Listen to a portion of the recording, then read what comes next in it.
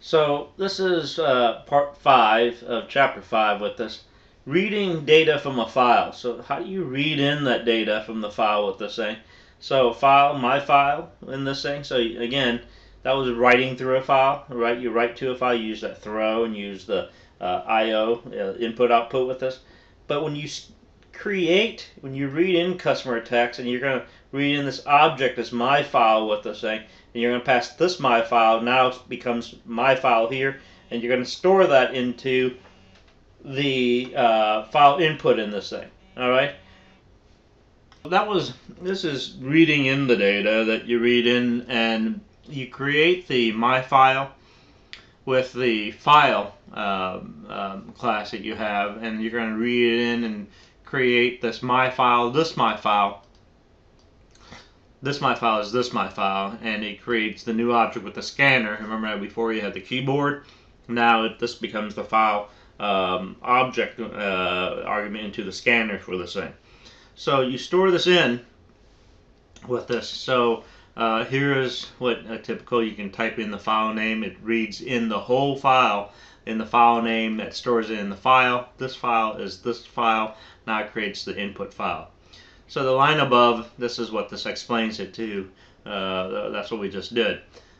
Reading data from the file. Once an instance from the scanner is created, the data can be read in the same method as you have used in reading the keyboard as an input, as a next line, next int, next double, etc. with this thing. So if you take a look at this, this is how you open up the file. So name. You create this object called file from the class file with this thing, and this file, remember now Java is case sensitive, so this is this file. This now becomes the object of the scanner is the input file, and then you read in the string.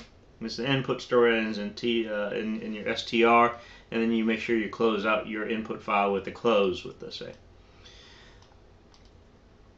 The scanner class can throw an IOException when the file object is passed to its constructor. So we can put the throw IOException clause in the header of the method that instantiates the scanner class. So let's take a look at the read first line.java. So this is the read. Again, you got to have your file and your IOException in here. This is the throw.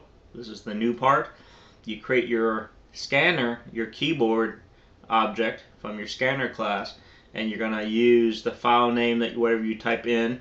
Whatever you type in, it's going to create the file name. This file name now becomes the string file name. This file name is this file name right here, and this now is assigned to the file.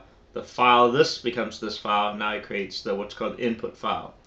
So it reads in the whole string, reads the first line from the file as the line, and displays that whole file, and then you close out the file when you're done with this.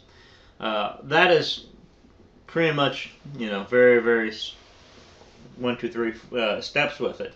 Detecting the end of the file is what I like to talk to you about. Is the scanner class has a next function method that actually will return a true if another item can be read from the file. So you have file name, creates the file, and then you got this input file. Again, same things from this file is this file. Now it creates the scanner class of input file. Now you do what's called has next. This is the new part for this thing. So if this returns, if they're looking for the next file, if you have multiple files that can be returned as the next file with this thing, if this returns a true, it enters this block of code. If it's a false, you're going to automatically close it. So I'll let you read the file demo. It's the same thing. It's pretty much like this format right here as well. All right.